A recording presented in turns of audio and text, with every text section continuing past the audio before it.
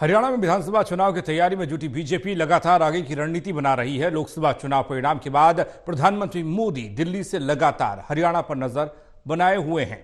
वहीं बात बीजेपी की रणनीति की जाए तो गृह मंत्री अमित शाह ग्राउंड पर जाकर हालात का जायजा ले रहे हैं।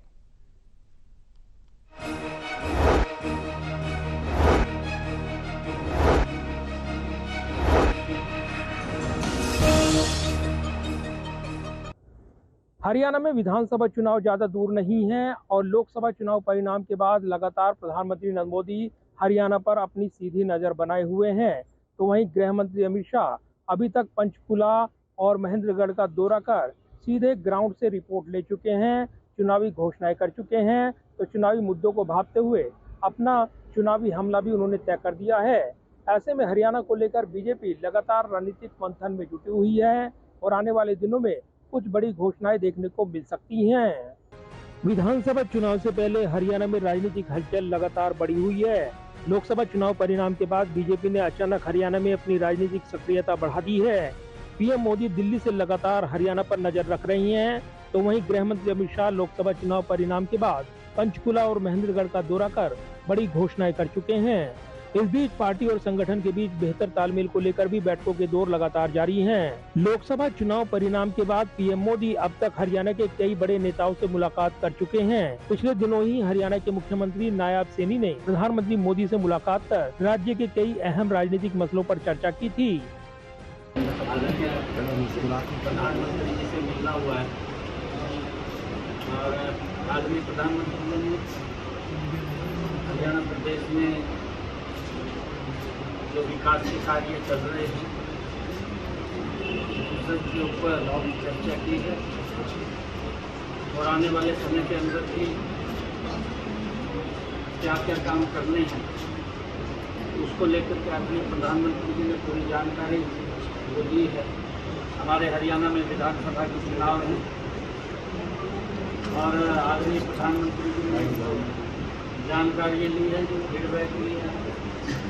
आने वाले समय के अंदर आदरणीय प्रधानमंत्री जी के नेतृत्व में, मोदी जी के नेतृत्व में हरियाणा में हम तीसरी बार बड़े मैंडेट के साथ सरकार बनाएंगे और हरियाणा की जो एक विकास की गति बनी है उस गति को और आगे बढ़ाने का काम हम करेंगे। वहीं हरियाणा बीजेपी के नवनियुक्त प्रदेश अध्यक्ष मोहन लाल बडोली भी पीएम मोदी, गृह मंत्री अमित शाह और बीजेपी अध्यक्ष जेपी नड्डा से मुलाकात कर चुके हैं। वहीं पीएम मोदी ने हरियाणा बीजेपी के लोकसभा और राज्यसभा सांसदों से हाल ही में अलग से मुलाकात की थी।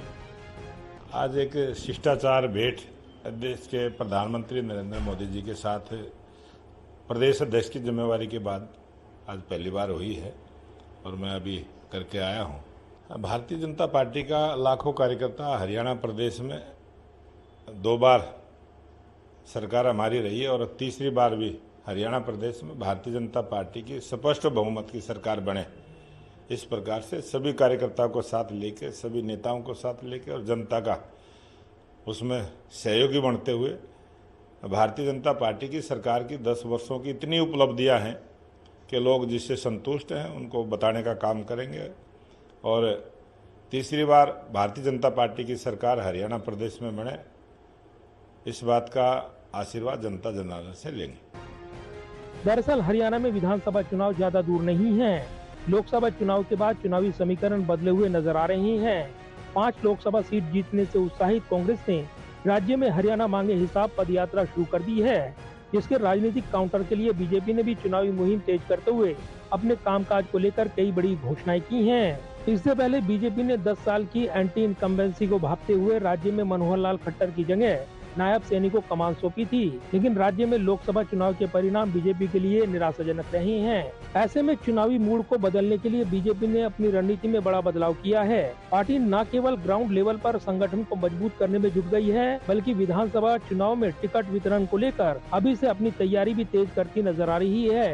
बीजेपी पार्टी के शीर्ष नेता के मुताबिक अगर पार्टी ने टिकट वितरण में जमीनी और जिताऊ उम्मीदवारों को ही तरजीह दी तो सत्ता में फिर से वापसी हो सकती है। बहरहाल पूरे हालात को भांपते हुए हरियाणा में पीएम मोदी की सीधी नजर बनी हुई है, तो वहीं गृह मंत्री अमित शाह सीधे ग्राउंड पर जाकर चुनावी माहौल बदलने में जुटे हैं। ऐसे में हरियाणा का चुनावी मुकाबला अभी से जोर पकड़ने लगा है।